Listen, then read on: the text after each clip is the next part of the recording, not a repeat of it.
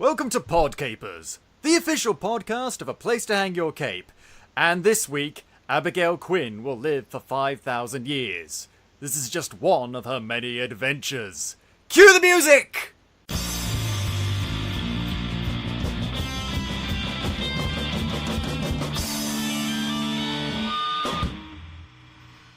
Hello there, Capers, and as I said, welcome to PodCapers, the official podcast of A Place to Hang Your Cape.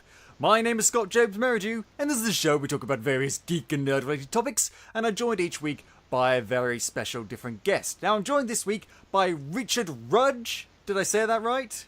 Yes, that's right, thank you. Hello. Got it first time, yeah! And, Richard, you've done a kind of very interesting little comic right here. Oh yeah, thank you. It's Wayfarer is a very odd project that I'm kind of very pleased with so far, and it's something I'm going to plan on running for quite a while as well. Oh, I mean, that premise alone, that little thing, Abigail Quinn will live for 5,000 years. We're going to explain why she lives for 5,000 years, just say, but I like that idea just because the potential of someone who lives for that amount of time and the things they will do is, you set yourself up for a monumental long saga, if you will. Yes, it's when you break it down, 5,000 years is a long time, and the whole basis of that was to kind of give me lots of room to kind of do different kinds of science fiction stories. Well, yeah, some be cyberpunk, some be more like fantastic or space operas, and kind of get the breadth of science fiction. And it kind of gives me room to do the stories I want to do in the same kind of structure. Yeah, and just all centered around this one character. So let's talk about this one character. Abigail Quinn. She is, she's a space, was it a pilot? What was the program that she entered into? She's a pilot for the astronaut program, the Galactic Space Emissary program. I think is part of what she was initially part of. But her kind of origin story is that she joins like a space exploration team to go to space. It's like a long time dream, but then on her kind of first mission, kind of interactions with her brother lead her to be pulled off the mission and like grounded. And like as part of that mission, she was given this cybernetic technology that makes her live for 5,000 years because she was intending to go travel far into the distance of space. But it's a handy accessory. Yes. When you're traveling that far, it helps you be able to live that long. You know. Yeah. And so when you're grounded but still have the ability to live 5,000 years, you kind of take life at a different pace, you know. You take a long-minded approach. Yeah, and it makes her like view life at a different angle and kind of experience it a bit differently. So I think I think what you just said of that is the great example. It sort of encapsulates this whole comic. It's a way of looking at something familiar, but also in a very different way. The way you view a lot of these topics and the subject matter and the plot, I think, really makes this comic stand out. We're going to get into all that, but first of all, I want to talk about you, Richard. You're the star of this show. I want to know more about you. So, let's talk about yourself. What's your background, and how'd you get into all of this? So I have been drawing for the longest time. I think I was handed a bunch of paper and pens when I was younger, just told to draw, and it's kind of just something I've done. Get on with it. Yeah, like so. It's kind of a method of keeping me busy when I was very young, but like it's something I've stuck with and kind of gone through like university and things, and it's kind of been just on the periphery. And like once I got out of the kind of education system, it was something like I don't know what to do, but I still like doing this, and it's kind of something I focused on largely, and like made me realize I want to tell stories and draw characters and like explore science fiction worlds and fantasy and kind of make my own world effectively, and kind of that's because if you don't like this world, you've got to make your own one. Screw reality. Yeah, and a lot of it is like thinking about how things could be different, or things change, or like expand and contract in different ways, which is why a lot of Wayfarer is like that breadth of time. Things can go very differently in that space of time. Like the worlds can be like dystopian, utopian, back and forth, and kind of a lot of my science fiction stuff is that speculation of just like what could happen, how could we advance? Yeah. That's what I like about it. It shows a very interesting way, but also from what I've read two sort of preview comics. One of I think it was called Closure and Terms and Conditions. That's what I've seen, and Yes. both of them seem like they have very sci-fi out there ideas, but also that are very grounded in reality. It takes a very fun, a very interesting, but also a very naturalistic approach to how society and how people and how technology would be if it really happened. And yeah, it's unlikely we'll ever develop a technology that allows someone to live for 5,000 years, at least, within the foreseeable future.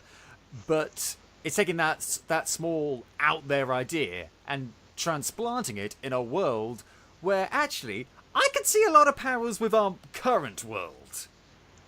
Yeah.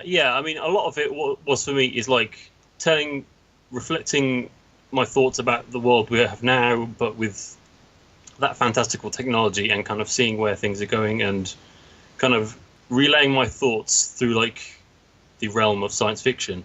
I mean, that worked for Star Trek for years and years and years. Yes, yeah. It's one of the great aspects of science fiction, being a sort of like a parable or a fable for our modern day life. Yeah, and part of being this a 5,000 year gap of time is that we're going through it as she goes through it. So those initial stories are going to be more grounded, but the further we go, the less kind of in reality we're going to be, because the technology is going to change. The planets may even change. Space travel is obviously a thing she's keen on doing, and kind of where we go is kind of the sky's the limit, as it were. Yeah, there's so many opportunities for this story and for Abigail to go on so many different tangents and so many different ideas. Honestly, I'm excited to think where it could go, because I mean that's one of the great things about comics is if you're doing something like a TV show, you could plan it out for a long time, but in 5,000 years, I mean, you could run that show forever, or you could run it for one season or something, and it's one of those things where maybe you couldn't explore the full breadth of it. With a comic, I think it's probably the best, aside from maybe a novel or something like that, medium in order to do that. Just because the realms of possibilities that you can go to, I mean, you could do this forever if you wanted to. Yeah, I mean, part of the kind of structure I chose is that I can kind of jump in and out when I want to. Like, there might be 100 years where she doesn't really do anything notable, and it's just kind of living her life. But, like, jumping in and out and going where the progressions are and where the notes of interest and where it's best to tell that story or I want to tell. Like, it may be the case of, like, 2,000 years into it is when I want to tell that certain story about alien invasion. I don't know. But, you don't want to tell a story about that 30 years where she took up Tai Chi, Yeah, she might have been living on a mountain and doing absolutely nothing with her life, You can do that when you've got 5,000 years to live. Yes. And it's kind of providing like the perfect setting for a story at a certain time and having it all make some coherent sense, Yeah, so I want to talk about Closure as the first one I read. So basically, there's been a civil war in the United States. Things have gone tits up, basically, but she wasn't around for it. Yeah. So, as part of her kind of time as a astronaut, she did eventually go to space and kind of work on a International Space Station equivalent, and kind of exist outside of Earth and kind of outside of kind of the general news sphere, and kind of only hear about things from a very long distance away. Like world events can change and like the world just sort of passes her by almost. It's like when you're that disconnected, it's like you're in a bubble or you're in Milton Keynes or somewhere particular. The world does not connect with you. Yeah, and so that Closure is about her kind of reconnecting with what has happened with the world, kind of getting her sense of explanation and kind of believability to like something to the scale of what happens at the end of that book. Yeah, because I mean, what I like about it is And we are going to go into some spoiler territory. I hope you don't mind. It's all right. No, it's okay. It's just, she literally goes on this, not an epic quest, but a journey in closure to the site of, was it like the first instance of the war? Like this, basically this massive crater where this massive explosion happened. Yes, where thousands of people died. Yeah, like a strike point that was like a key point in that civil war, where thousands of people died. Yeah, and it kind of where she goes on a kind of road trip to get there, and the whole story is more about that road trip and a kind of exploring what the world is like at the time with the characters she's with. And what I like about it is this: I've seen so many post-apocalyptic or similar sci-fi sort of stories where they're going on a quest to get back their kidnapped daughter or find the ancient jewel of Magabra. It's nothing like that. It's just she was away from the world for a while. She comes back, finds out there's been a civil war, and she feels like she has to not necessarily prove to herself that it actually happened, but actually see some real tangible evidence. It's sort of like when you go on holiday and you come back and then something crazy has happened in the news. Like I remember once when I went on holiday for 2 weeks, came back and the London riots had happened. And it's like, what? Yeah, it's I think it's that sort of thing, and you need to. It almost doesn't feel real. Yeah.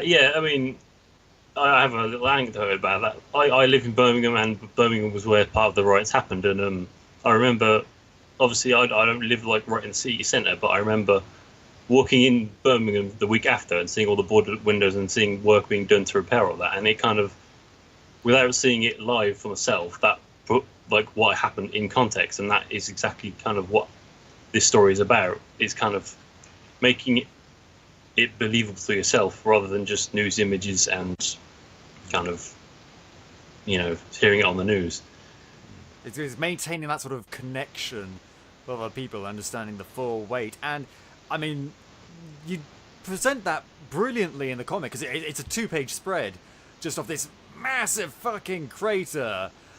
And it's just like, oh, shit. Because, I mean, she's had a fairly nice time so far. She's been on a journey. She's got picked up by this guy, a really nice guy. They've had a fairly good time. Worst case scenario is they've had to get out a Geiger counter for all the radiation. And that's what another thing I like is because that adds just a little layer of suspense to the comic. I think the Geiger counter, it's the ticking clock sort of thing. It's a ticking Geiger counter. As they get closer and closer, they realise, oh, the danger's getting, bigger. What are we gonna see?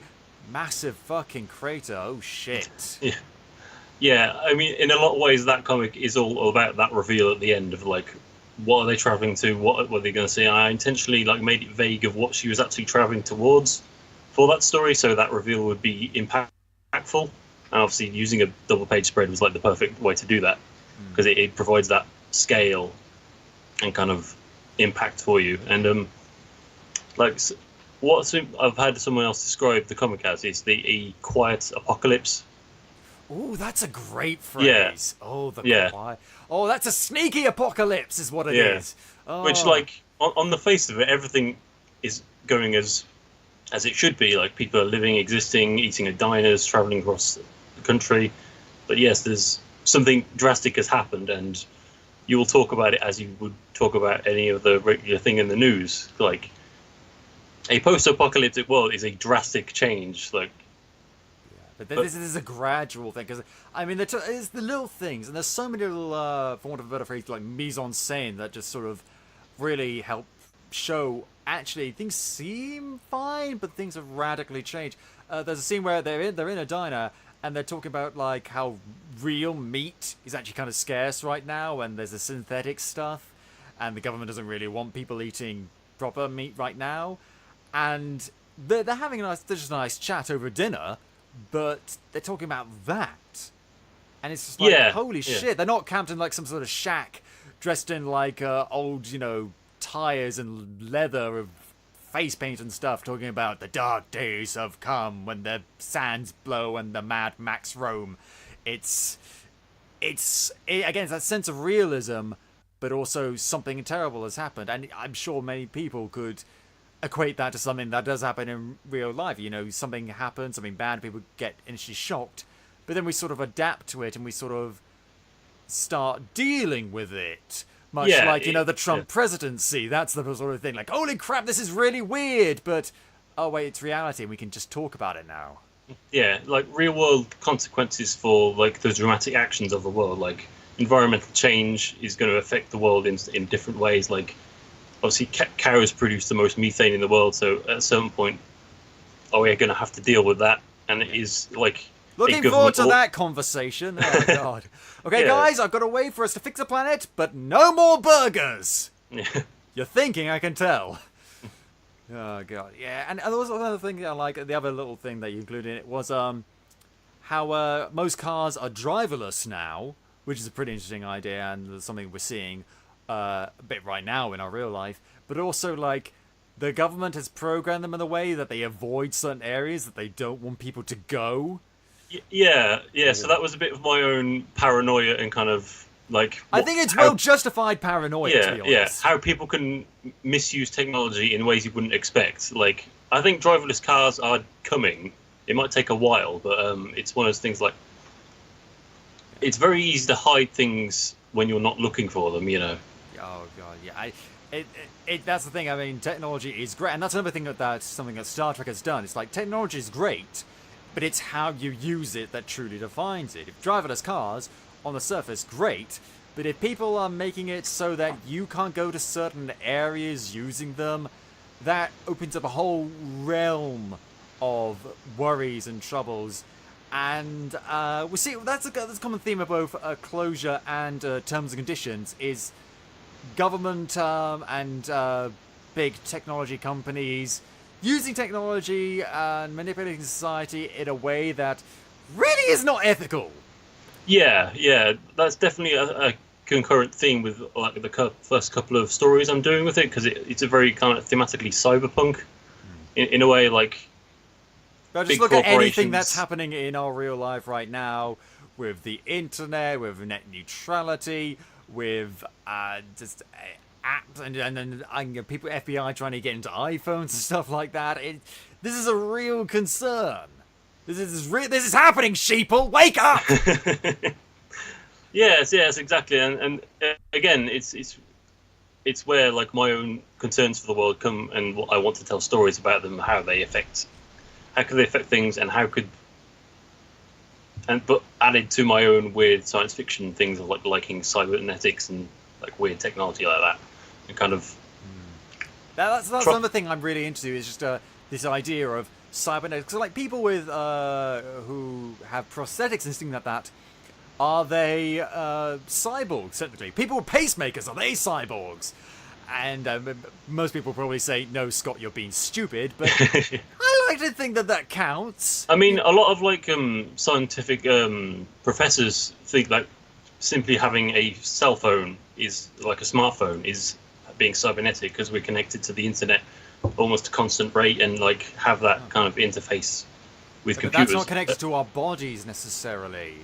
I mean, you have it in your pocket at most times, though. Is kind of the argument. Is like it might as well be. That is a good point. And as technology advances, I'm sure we will see cybernetic. I mean, have you ever played that game Deus Ex? Oh yes. Now I've tried to play that game multiple times. I have failed multiple times just because I get bored, because I do not like the gameplay and I do not like the main character. But the themes, he's the most generic. My name is Adam Jensen or whatever my name is, and I am grizzly and I have a pointy beard and I always wear glasses inside, which look cool, but really just make me look like a twat. That's every single line of his. And you can have multiple options where you can choose what sort of things. Do you want to be nice? I am Adam Jensen and I like you. Do you want to be an arsehole? I'm Adam Jensen and I don't like you. Or indifferent. I'm Adam Jensen and I have no personal opinion about you. Is his name Adam Jensen? Yes, Adam Jensen, yeah. I know it's definitely Jensen. I don't know if it was Adam, but it's a generic white dude's name. I don't care. Yeah. And it's just so boring. But the themes that it brings up, this idea of people who transplant so much themselves, who can then into cybernetics, and who can then do so many things that people who don't have cybernetics, who maybe can't afford those sort of things, can't. But there's also this idea that they have to take these. I think this it's a kind of drug that makes their body stop rejecting the implants, and they're dependent on that. And there's so many different layers of that, and it really highlights things like social inequality, and and so many other things. That is just really interesting, and I think we will see that in our real life. Is the point I'm making? I think we will see, like, maybe what happens when athletes start getting cybernetics that can't just make them run, but can make them run better than people without cybernetics and things like that. Yeah, I mean, the whole argument with what is it, the Oscar Pistorius? Yeah. Like before he disgraced himself, was that he had metal legs and could run faster than a lot of like regular athletes, and that should he be allowed into the regular Olympics or not? And it's kind of that first step of like, at what point do we just let people like augment themselves to be the fastest runners as they possibly can and just let them go? But then again, at the same time, like, why not? It's their body, and I personally very believe heavily in body autonomy. So if you want to give yourself a cybernetic brain or a cybernetic heart or cybernetic legs, go ahead. I mean, you can't really do that now, but if it came to the point where you could, why not? But then there's other things like they have chips that improve brain power, and there's so many complications with it. And what I like about it is that there's no right or wrong answer. It's very much a multifaceted thing, and it becomes very much of who's in control and who isn't. Like, if you have to take the drugs to make the things compatible with you, is that supply priced at a convenient amount? And then we go into Big Pharma. Yeah. Oh, Big Pharma. Oh, you're going undergo cancer? Okay, well, here's this pill. Fork off the money first. I mean, what, do you think we're just going to give you it? Come on. I mean, a lot of times it comes back to capitalism and, like, what is this worth? Like, a lot of the like exosuit development is for, like, factory workers to make them not break their backs while working. And not, like... I mean, there is also the military element of, like, but we're not going to get mechs. We're going to get factory workers that can lift 10 tons. Yeah. As cool as military with mechs would be, I'm sure there's plenty of neon Evangelion fans who are like, please make this real. But, like, no, that's problems. No. Yes. We've all seen the opening scene of Iron Man 2. We know it doesn't work. And yeah, it's just... And... I'm looking forward to seeing this really go, because in a way that explores that in particular, because obviously Abigail, she's got this cybernetic thing on her that makes her live for 5,000 years. I'm not good at maths, so I don't know, like, say the average human lifespan, for the sake of argument, is 100 years. I don't even know how much more that is. I know it's... I know it's 4,900 more. It is a percentage I don't know, because I got a C in maths at GCSE. Give me a break! Hey, I'm right there with you. The point is, it opens up a lot of avenues for discussion and ideas. And we're seeing beginnings of much larger forces in play in terms and conditions. Yeah. And this starts off with one of the most funniest, intriguing, and relevant science fiction ideas I've seen in a comic book. Basically, Abigail is just pottering around a house one day, and the collar, the thing that is like keep making her live for 5,000 years, and I think it's keeping her alive. It's pretty much interwoven into her body at this point. You can't really get rid of it. Yeah. It suddenly starts beeping out saying, hey, updated terms and conditions. We need to, like, monitor your habits and all your personal comings and goings. She's like, well, I'm not going to do that. I click no. Oh, people are coming around to take it away from me. Oh. It's on the surface, it seems like a kind of silly idea, because I mean, like, South Park did an episode once, like, where I sent a pad, or whatever it was called, where... basically, Kyle keeps on agreeing to, like, the iTunes terms and conditions without reading them. Yeah. And it's something that we've all done at some point. I certainly have. But let's be honest, they could put in, oh, by the way, there's a chance you'll be sold into slavery in some third world country if you agree to this. I'd probably still click agree, because I'm not going to read it. Yeah. There was an example a couple of years ago.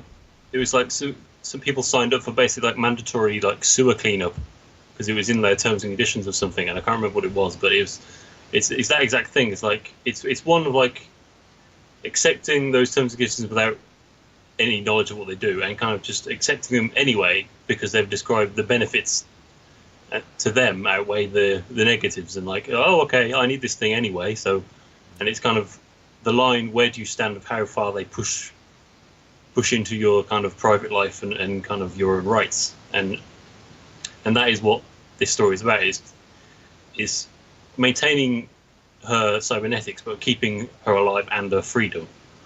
Yeah, because he's got trackers in it, and this creepy robot Agent Smith guy comes after her. He fucking creeps me out, I'll tell you something. And yeah, again, it's opening up so many words, because there is, I mean, shock of all shocks, big companies like to exploit people and find legal loopholes and stuff like that. There's 1,000,001, as you say, different examples that we could go through.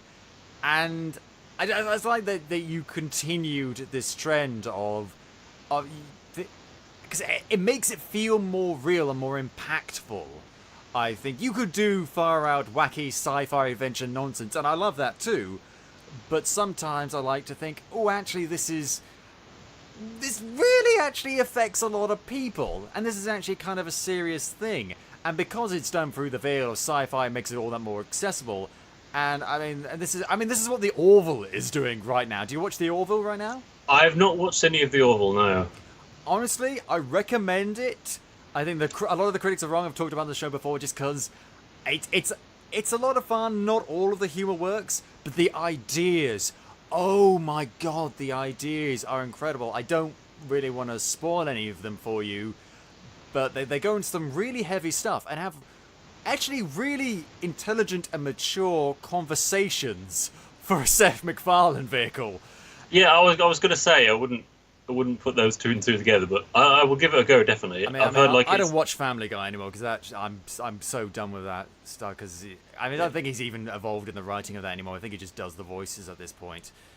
But it's really interesting. But have you been watching Star Trek Discovery? Yes, I've got 5 or 6 episodes to watch, but I've watched the start of it basically. I watched the start of it basically. I watched like the first 3 episodes. What was your takeaway from it? I enjoyed it. For what I've watched, it's very much felt like upsiding like what you think about Star Trek, in that this is what the utopian society does when they have to go to war. I see like, yeah, like sacrifices have to be made, choices have to be made, and like the utopian society may be upended into, like, subverted into something they want to be, or like the people that have grown up in that society are not expecting to do because of war. You know, it was an interesting idea. I mean, me personally, having already seen 3 episodes, I thought that idea was really interesting. But in terms of tone, in terms of how they handle these characters, there's no joy in it. There's no. I mean, Star Trek could get really fucking dark. I remember once when I was a kid, I was flipping the channels.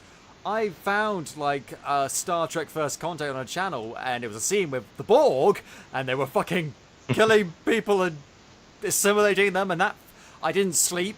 Let me put it that way. For 40 hours, didn't sleep as a kid. And so it could get very dark, but it's all about finding that joy and finding that hope in the darkness. And based on what I saw, I'm not sure Star Trek Discovery really did that. But then again, I'm only 3 episodes in, so who knows? Maybe it does find that at some point. Yeah, I don't know. Star Trek maybe needs a balance of levity and kind of happiness in between all the hard decisions they have to make and the moral quandaries they go through. Yeah, there's one character that's actually having any fun, and that's that ginger one that talks too much. Oh, yes. Just because I was like, finally, somebody who smiles, because I've been with this Michael tosspot for ages, and she hasn't cracked a smile once. She's so boring! It's a real bugbear, man. I'm sorry. Word of warning, I rant a lot on this show. It's a real bugbear of mine when you have a character that's meant to be really tough and very somber, but who never shows any other expression other than frowny face. This is why I didn't like, I think his name was Zed in Constantine. That's because I just called her frowny face because she was just constantly just like, I don't like this. I expressed displeasure. And that's boring. It's two-dimensional and it's fucking boring. There were so many other characters on there that conveyed a range of emotions and ideas, and this Michael character, the main character, is just standing around just like with this sort of disgruntled look on her face the whole time. I'm fine with it. You know what? 90% of the time, I am fine with it. But that remaining 10%, you gotta do something else with it, because otherwise it's just boring. Yeah, having those moments of maybe breaking character, or like those slight moments of happiness or fun, kind of add a little spice to the what you're watching a little bit. Oh, I didn't expect that, and it's quite fun. And kind of then going on with a very serious story. It's one of the reasons why I don't like Batman, because he's just like, I am the nightmare. Mm. Funny enough, Batman's voice sounds very similar to my Adam Jensen voice, because they are the same character. No. They go to the same parties, yeah. Similar clothes, they like black. Yeah. I mean, one of my favourite Batman appearances in the Secret Six comics from the mid-2000s, where he interacting with Catman, of all people. Oh. And, like Catman, expert tracker, is kind of, like, trying to fight him. And, like, he smells something, and he's trying to, and, like he's asking him if he had Mexican food while he was on his stakeout. And, like, the final, like, punch, Batman just says, "I had a burrito." Oh, my God. I'm just imagining Batman eating a burrito. Like, he's on a rooftop, he's got binoculars in his hand, he's scowling, and he's watching, like, the villains and stuff. And then he's like, nom, nom, nom, nom. I don't know, burrito. Yeah, it's one of those things where the only time I've ever enjoyed Batman is when people poke fun at Batman, which is probably why I like the Joker so much, is because he's constantly poking fun at Batman. And I like variety, and that's what I like about Abigail Quinn, is that at the surface she seems very lighthearted and fun, but actually she knows there's a real weight to her existence at this point, and her place in the world. There's not necessarily a point to her, but holy crap, she's living for 5,000 years, and there's a certain amount of responsibility coming along with that, but also she's going to live her life. She's going to have fun, she's going to do life things, and she's not just this one-note prop for the audience to look at and think, oh, they're really serious, or, ooh, there's someone I can project myself onto. Yeah, I mean, when it comes to having, like, basically immortality, there's like, oh, you're gonna make use of it, and you're gonna have, or do you have fun with it? Because you could literally spend 10 years just lying on a beach doing nothing, or you could like go on an adventure literally every day, because it doesn't matter, you're not gonna get or something in tired. Between, like what Captain Jack does. He does something like in between. He does stuff, but he also has a bit of fun. Yeah, it's like, because obviously she's not of a very few people that probably have this gift, and like wasting it would be kind of sad, but like a complete waste of it. And I mean, you can't spend all of your time doing really monumental, important things. And no one can. Even the most inspirational people you can think of don't. Sometimes they just, have a kip, sit on their sofa, watch some bad TV, have some cereal. They can't spend that 100% of their time being inspirational. You think Dwayne Johnson spends his whole time just making the world better? No! That would be exhausting even for him! Yeah, he's at the gym most of the time. By the looks of it. Exactly. Yeah. But she's going to live for 5,000 years, but she still has mental health. It's not like she's a perfect being, kind of thing. I mean, she's not a superhuman. That's literally all she can do, is just live really long. That's it. Yeah, I wouldn't call it a power, just kind of a gift she's been given. Yeah. Actually, you know what? It reminds me a bit of, and I mean this in a good way. You might think differently. Mr. Immortal from the Great Lakes Avengers. I'm not familiar with Mr. Immortal. The Great Lakes Avengers are basically sort of superhuman parodies in a way. There's a guy who's like Flat Man. his powers that he's flapped. It's where Squirrel Girl comes from, right? Squirrel Girl, yeah, she's been involved with them, although I don't really count her as part of it because she's actually effective. Like, she's really, really... she took down Doctor Doom. Squirrel Girl knows what's up. But Mr. Immortal, he's the only true immortal character in the whole Marvel Universe, and that he will live forever.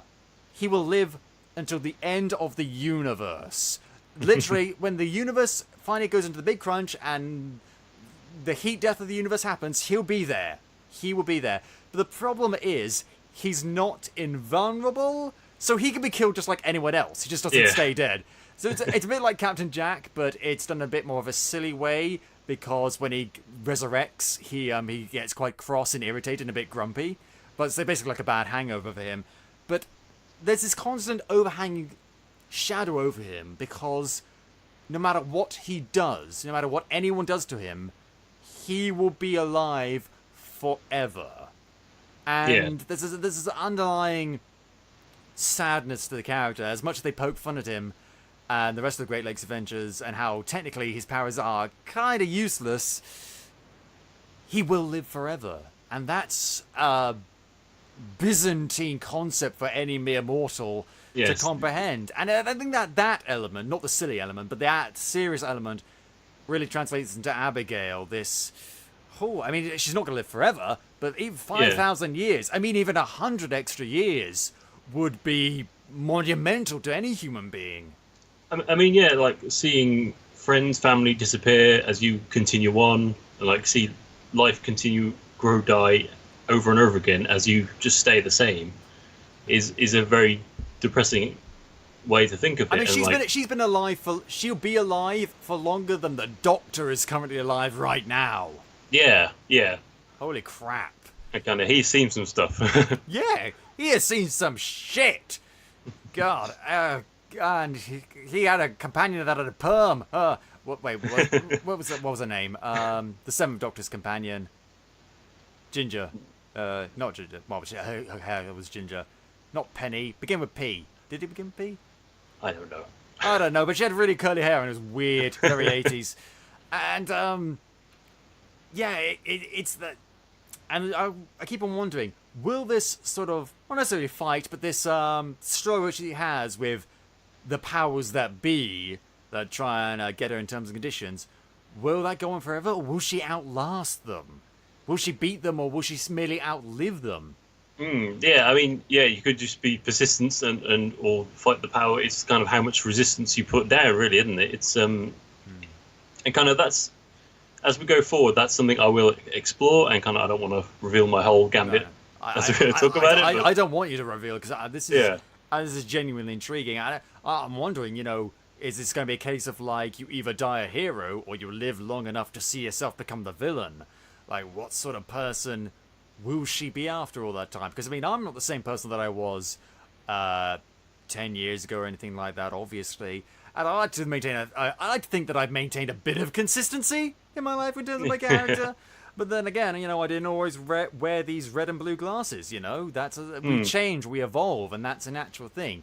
But over that breadth of time, you could only imagine, you could only speculate, and I'm looking forward to seeing what you come up with.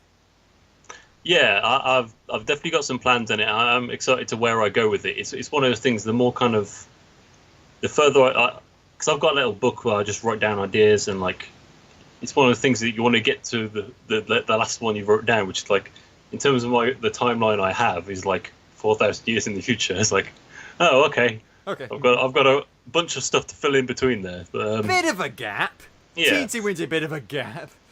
You can't say she was on a beach for like 1,000 years and stuff like that. So, yeah, maybe 100 years. 100 years spent on a beach. Worst ways of spending 100 years. If I could find a good story to do it, I could. It could be just her, like relaxing and reflecting on certain events of her life or whatever. It is one of those things where it defies kind of not genre but kind of story structure. Like I can tell what stories I want to tell when I want to tell them. I mean, I always have this sort of fascination with big epics that chart one character across a long time. I mean, that it's Bildungsroman times a million. in a way. I don't know if that's how you say it, because I've only ever seen it written down.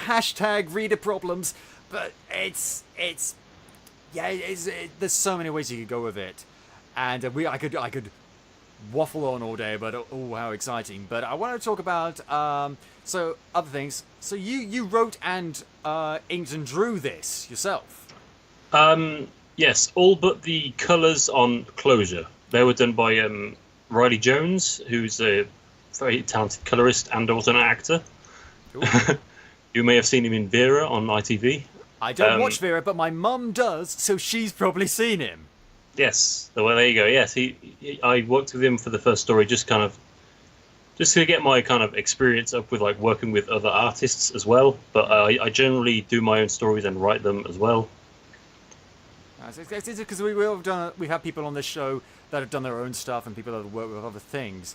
But so you're kind of interesting because you've done most of it yourself, but there's this one small element that you've done with someone else. So I just wanted to see what was the process of that. What was it just like an experiment, or is this something you want to do more of in the future?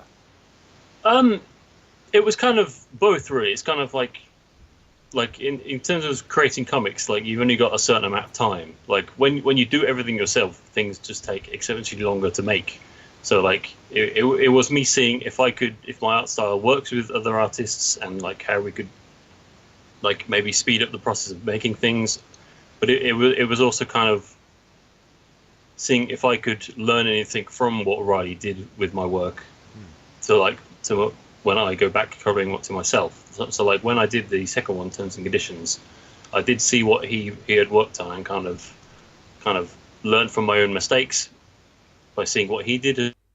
Kind of a learning experience for me, but also kind of a very practical one in getting the book done. Good, because you got to get it out there. You got to get it done. Yeah. And so I want to talk about. I always try and mention the art style when we're talking about comics, even though I'm not very artistically inclined. So, I mean, how does your art style come about? Is it just like how anyone's art style come about, or was this like a conscious effort? Did you think of like, because I haven't seen any of your other stuff, although I do want to talk about that later. I just, is this unique to Wayfarer? No, it's very much my own style. Well, I draw this style outside of Wayfarer, and it's very much me just learning through repetition and kind of like drawing things a certain way and think, oh, I like how I draw the eyes here. Let's carry on and maybe continue with that, and like developing that over time and like. Any artist I've ever spoken to or interacted with has said, it's practice, it's practice, it's practice, it's practice. Yeah, exactly. Yeah, learning through mistakes and kind of doing things over and over again to get things right. Like I do a lot of cross-hatching, which like learning to do that effectively and like practicing like how much is too much is something to get. You can't do a comic that's all cross-hatching. You can't do it. That'll just be black. That'll just be black and shaded. And it's often like it's too much detail that you can't really tell what's going on. So like it's kind of learning to know when too much is there and kind of knowing when and when it isn't effective, like when it's better to do flat blacks to get more contrast and things like that. And kind of that's, if you look at between 1 and 2, I think there's a little bit of difference there between Closure in terms of conditions. There's a little bit more contrast. The thing that I noticed was there were a bit more, with Terms and Condition, in terms of the panel layout, things were a bit more open. There's a bit more space for stuff, which is not to say that Closure felt cluttered. It's just that with the art and the characters and the things in the background and the word balloons and stuff like that, it all felt a bit more tighter. But I thought that was very effective when we finally get that double-page spread of the crater and everything becomes very open. So I think that worked.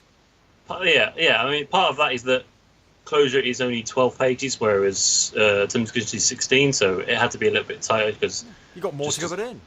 Yeah, and but I do think I things changed in the 6 months in between each one. Like I got better at lettering and like paneling out comics, so it's just kind of pacing it more effectively to make things breathe a little bit better. It's kind of the way to see it. So, and it's kind of my own learning. Yeah, learning as I'm making, basically. Yeah, basically, I mean, that's you could say that about any comic, even the ones that are made by big companies like Marvel and DC. It's like the characters and the art style. I mean, most with those companies, like they expect you to hit the ground running and not, develop too much. But there's always going to be a certain amount of evolution, just in terms of the comic as a whole, as we go along with it. Because you're gonna, as you say, you're gonna find stuff that doesn't work or stuff that does work, and you're gonna try and do more of that. So I think as long as you keep going with this, we'll see progression. It's not a question of it getting better, it's a question of it developing. And I think the audience and the reader develops along with it, Yeah. And I mean, the 2 or 3 years before I even started making the comics, I drew Abigail in her initial forms, and she's very different to what she is now.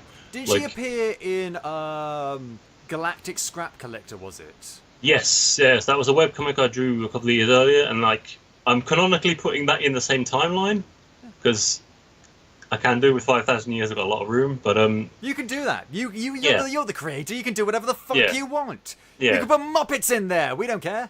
But it is funny. I think how I drew her in that comic, she looks a lot younger than she does than her younger self. Maybe she got a bit of work done. Maybe she got a little bit of a touch up. You don't know. Yeah. She's allowed. 5,000 years, that's a lot of miles on the meter, But it is interesting because I did initially just see her as kind of a cyberpunk stereotype character, like with the cybernetics and all. Her initial kind of intent was to be like a hacker kind of thing, but it evolved more into the more I drew her and the more I kind of thought about it. That I don't want to just tell cyberpunk stories. I want to tell more than that and kind of have a wider variety of things to talk about. So she evolved as I wanted to evolve what I talked about in my stories. Yeah, I mean, I work on lots of characters or in my spare time, and you always have this initial idea, but then the more you think about it, as you say, the more you realize actually that's not really. It's easy to start off with like a template or like an archetypical sort of thing, but it's once you go past that and move beyond that you really get an interesting character that I think could stand the test of time. I mean, I like steampunk, I like cyberpunk, I like all of that. But if you show me a character that was generic cyberpunk character, I wouldn't give a toss. But then if you have something like Deckard from Blade Runner, that's a character that I can get behind and that I can care about. Yeah, there's more artistic thought behind it and a variety of themes around cyberpunk in Blade Runner that add to it, and as well as when it was created. Like cyberpunk in 1981 is very different to cyberpunk in 2018. Yeah, although funny enough, you can still make a pretty good sequel. Yeah. Where did that come from? In fact, I want to go on another tangent. What is up with all the decent sequels we've been getting? That was a decent sequel. Did you see the new Jumanji movie? I've heard it's good. Yeah, it is good. And you know what? I'm never wrong, but sometimes I'm slightly less right than I ought to be.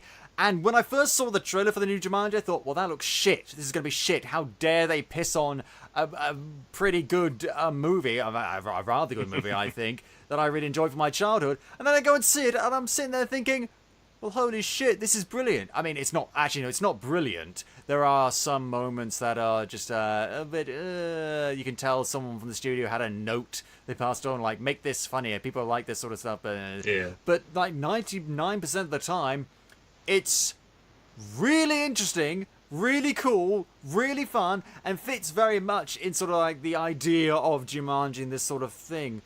And I think it comes from what you just mentioned, is that the people that watched it when they were younger are now getting jobs in Hollywood and kind of writing those scripts that they wanted to write when they were younger, like based on the things they watched. Like the Rogue One film for Star Wars, that only came because the guy wrote it, Gary Whitta, the original scriptwriter. That's the story he wanted to write about Star Wars since he watched the first film, kind of thing. Where did they get the plans? That's a gap that could have been explored. I mean, what did you think of that film? I did enjoy Rogue One. It's a bit vague in my memory now because it was a year ago, but I did enjoy it, and I say that as I watched The Last Jedi last night. Yeah. And oh wow. Oh. So that's fresh in my memory. Absolutely. I mean, the Rogue One, I think that even more so than The Last Jedi or The Force Awakens, even though people I think people talk about those two movies more, but I think Rogue One is more divisive. I think some people either really like it, or some people really hate it, or some people thought it was decent or okay. I think there's a vast spectrum of people that from love to hate that really, it's difficult to get a grasp on it. For my money, I liked it, but there was disappointing elements of it, and I could really tell that they'd changed and reshot some parts, but I think the bits that were good made up for it, like the Alan Tudyk robot, great, down with that. That last scene with Darth Vader, holy shit. I mean, that scene made Darth Vader scary for me again. I haven't felt that way since I was 7 years old. Yeah. And, God, he just powered through them. They didn't stand a fucking chance. Oh, God. I was just in the cinema, I'm just watching like, oh, shit. And people gave me a lot of weird looks. And it was, I think if you have those sort of moments where you really get what you're doing and the full implications of what you're doing, it really helps. And again, subtle transition back to Wayfarer. That's really something you've done. But I also want to talk about this other thing. So Galactic Scrap Collector, actually, let's talk a bit about that. So what was that? Because I haven't had a chance to get a look at that. So that was a webcomic I think I started in 2012. It's a basic science fiction story centered around a family of scrap collectors in space. Galactic scrap collector. It's a job. It's a living. Yeah. I mean, someone's got to tidy up the space when there's... Yeah. I mean, if going back to Star Wars, if they have all these gigantic space battles, someone's got to clean that shit up. Yeah. Because otherwise you get Jakku and it all just falls to the surface. Yeah, I mean, there's worth in those crashed Star Destroyers. And so that's their job, and basically, as part of, like, cleaning up a freighter they find, they... the main character, it's basically a family, so it's father, mother, and daughter. So the daughter goes out on the ground and kind of scouts out the ships before they transport them up to space, and kind of, in doing so, they find this little creature. Ooh. Yeah. Oh god, no, space monkey, isn't it? Oh, fuck.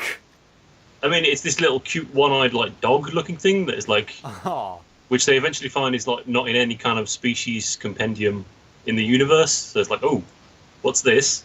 And as the story goes on, it becomes a theme in my story. I guess is corporate control and experimentation, and like a experiment to make a universal food source. Wow.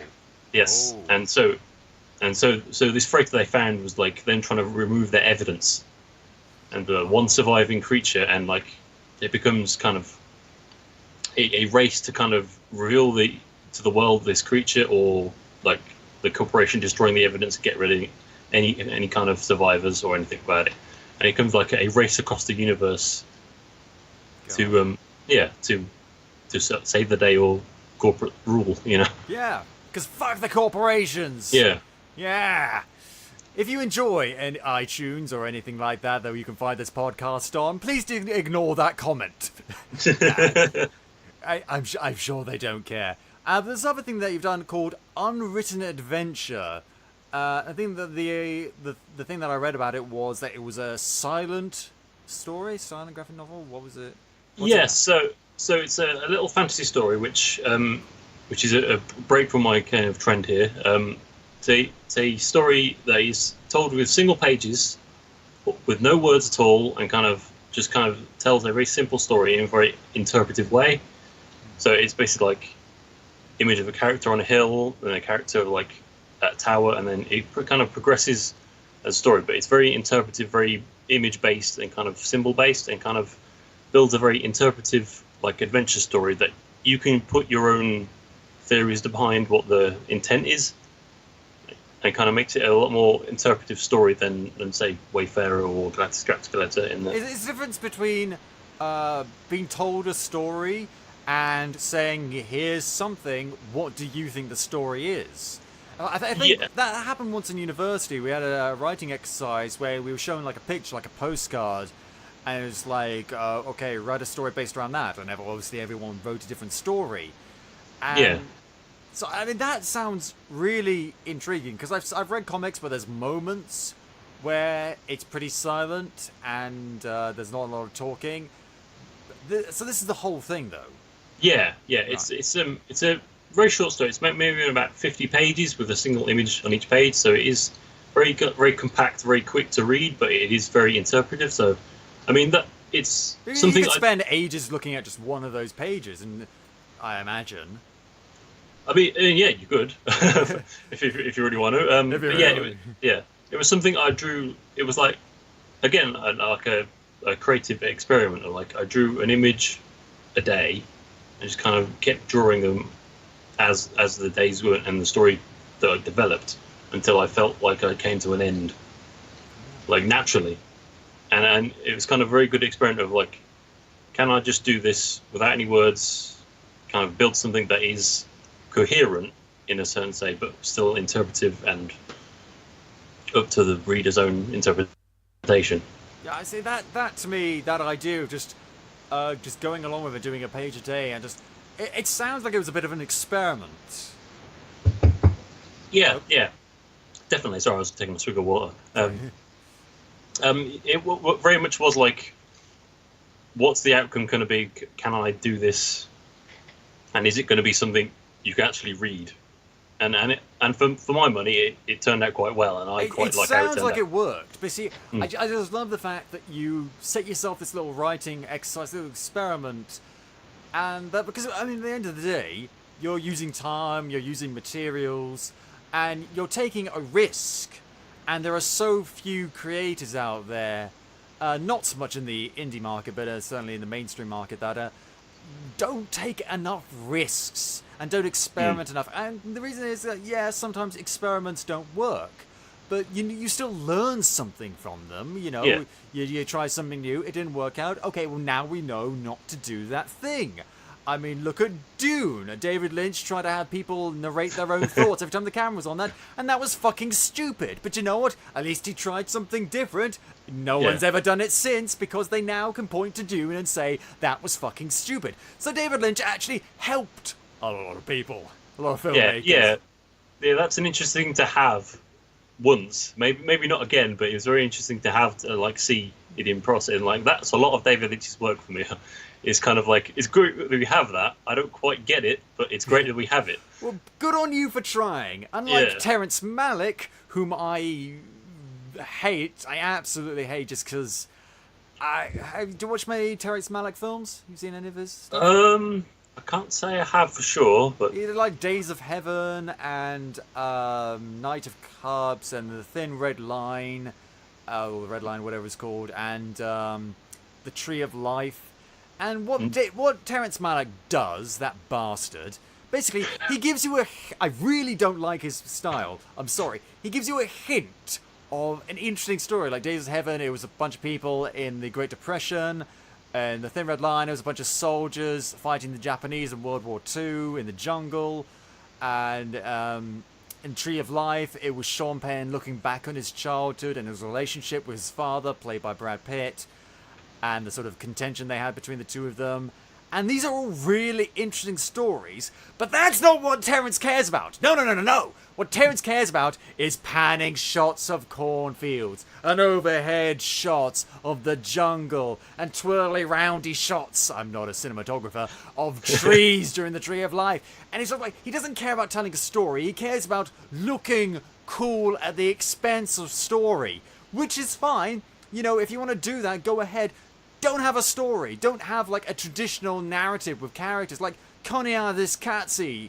I don't know if I'm pronouncing that right, but that's a film where it's just, like, images and shots of a million and one different things. But, like, Konya this Katsi going on in the background. And that's all it is. And it doesn't... That's fine. That on itself is because it's telling its own narrative. And I think Konya this Katsi is like a Native American word for life out of balance, and that's the story it's trying to tell. It shows like scenes of nature and scenes of industry and things like that, and that's the story it tells. But with Terrence Malick, he gives you a hint of a story, but that's never what he focuses on. And I think, I mean, for me, I'm easy to please. Shut up, I am. I like a balance of style and substance. I like something that's visually interesting.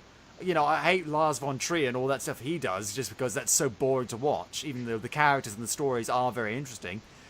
but I also, because I want the characters to be interesting, and I want that both of them to come together. And Terrence Malick just never, ever, ever focuses on that. The characters for him are just a side note for him and his wanky, pretentious filmmaking. Now I'm going to tell you how I really feel. Yeah. No. I mean, the way you describe it, it does sound like he wants to tell these, like, have these, like, beautiful shots of scenery, and then someone's gone, like, we need a story. And then it's like, put it in there story as well. Yeah. Yeah, I think Christopher Plummer recently said, like, there was, like, a roundtable discussion where he was very respectful of him, much more than I would be, and said that he liked them, but at the same time, like, he would never work with him again because that's his priorities are not with actors and characters and story. That's not what his priority is, which is fine. But then why even have them? You know? Yeah. He's more of a cinematographer rather than a storyteller. Yeah. So he's going to share something with Zack Snyder then. Oh! God. We've gone far too long with this. The other side of the spectrum. Yeah, that's the. I mean, there's, you know, I take Terrence Malick over Zack Snyder any fucking day of the week, but still, it's two symptoms of the same disease. Let's be honest. So going back to the point. So as I said, I go on rants. I want to talk about your plans for the future with Wayfarer. What?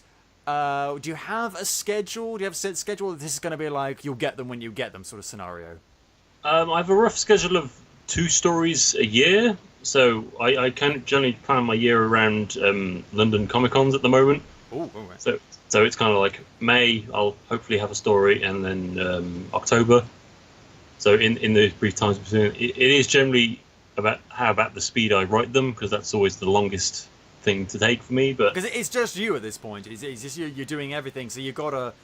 And so you will get them when we get them. Basically, I think it's good that you're getting us 2 a year. I'm sure there are many comic creators that wouldn't be able to do even that. So you said cons. So what cons do you frequent? I generally do a lot of the MCM shows. I do try to get to the the smaller, more independent ones, but MCM, so their schedule is so tight and like routine that they used ones to get to. But last year I went all over the place, like Glasgow, Liverpool, Manchester, London. I was all over the place. I think I'm in Liverpool again, but they haven't got a proper MCM show this year or something. But it's still early in the year, so I've not booked quite a lot of them yet. But I am planning on going to London again, obviously, and many of the other MCM Comic-Con shows. So, Capers, if you see Richard Rudge or Wayfarer or anything like that, stop by. Make sure you pick up some of his stuff. We've talked about this last episode. If you stop, you have to buy something. And yes, please. Yeah, absolutely. There's something else. I took a look. There's a website you're on, and it shows a lot of your artwork and stuff for the comics. But you also do something we talked about again last episode. You do a lot of paintings. Yes, I do a lot of art prints and things. There was one in particular that I took notice of. I'm getting it up right now. Oh yeah, it's Boba Fett fighting a shark. Oh yes. Holy fuck! It's one of those things that I didn't think I ever needed in my life, but now I'm looking at it and I need it. Yeah, that was an odd one. That was on commission, and it was something it was like a comic someone did called Star Jaws. Oh god. So I was like, and they had like, they wanted like artists for like the back cover to do like random art, and first 2 things come to my head is a shark, something from Star Wars. Let's do Boba Fett, and like the idea is that they're flying out of the Sarlacc pit.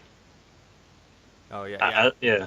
I can see the teeth of the Sarlacc alongside the teeth of the shark. It's and you can see the Jabba's sail barge in the background. It's really cool.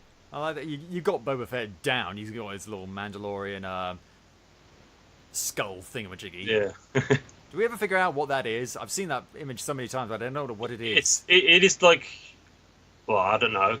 It's like whatever animal from the Mandalorian planet, I think. Yeah. Like when we get the inevitable Boba Fett movie, you know, we'll We'll find out, I imagine. Yeah, give it 2 years. I'm sure. If they're doing young Han Solo, then they're definitely going to do Boba Fett. Yeah. I've heard talk about Ben Kenobi, Obi-Wan Kenobi film. Yeah, they are. I think they are doing a Kenobi Solo movie, which I am looking forward to because I've listened to, well, I've read and I've listened to this book just called Kenobi, which is about Obi-Wan Kenobi right after he gets to Tatooine, right after he hands off Luke, and sort of the adventures he gets up to that. And it's a really cool story. I highly recommend you listen to the audiobook because the guy doing that does a really great Obi-Wan Kenobi and really good all the other characters and stuff. And it's really interesting, cool. It's got sort of like a Western feel, a Western vibe. It's a typical, stranger comes to town, sort of helps out sort of thing. And it's a really interesting idea, so I'm cautiously optimistic about what they'll do with that. Young Han Solo, I mean, it could. I've heard bad things. I've heard like they had to get Ansel, whatever his fucking name is, like acting lessons, which I don't get because I've seen him in other stuff. He's a great actor. He's absolutely fine. I don't know why they would need to get him an acting coach, but this is just what I've heard though. So and some artwork got released for it recently, which shows him and Chewbacca, and I think it's Donald Glover, hopefully as young Lando Calrissian. Yes, he's young Lando, which is perfect casting. Perfect casting.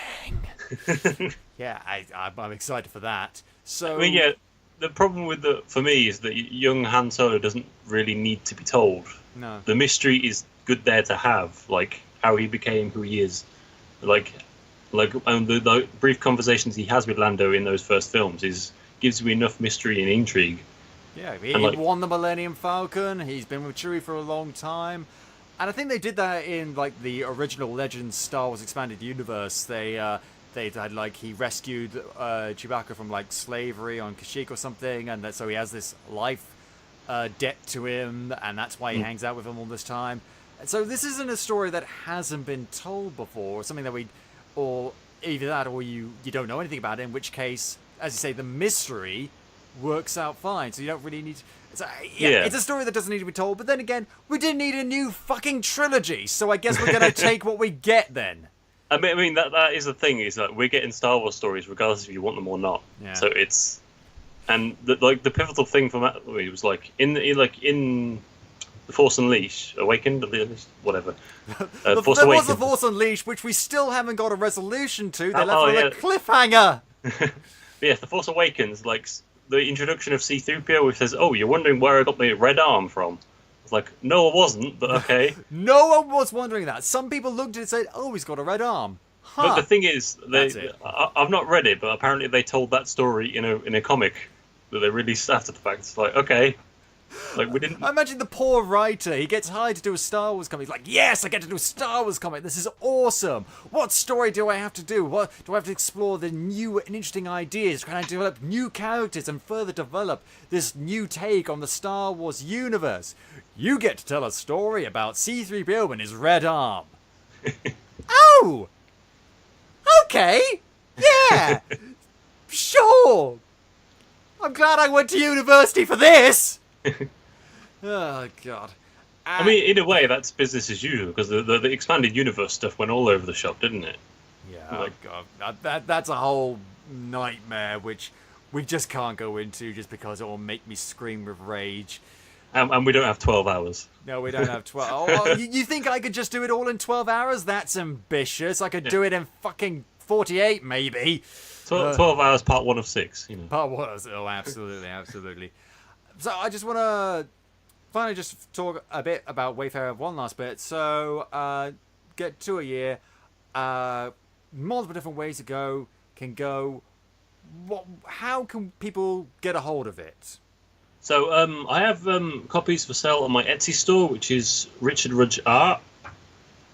Richard Rudge ART. Which I was about to say, both... Richard Rudge Are you a pirate now? Yeah, Richard Rudge Art. And that's it, those T's. Yeah, Richard Rudge Art Etsy store. I've got copies of Wayfarer and an adventure, and I've got a couple of art prints still in print on there as well.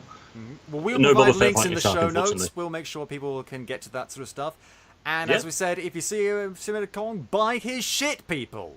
Because it's good Yes. shit! PodCapers seal of approval right here. And I think on that note, we're going to end the show. So thank you very much, Richard, for joining us today. Yes. Thank you very much.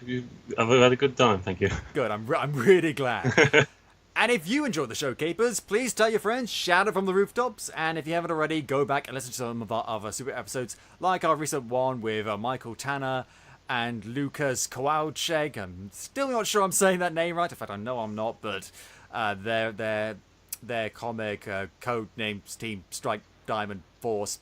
I can never remember that name. Oh God, it's hard enough when I was doing the episode on it and I couldn't remember the name of it always. I had to have it up in front of me all the time. Now I've had to do...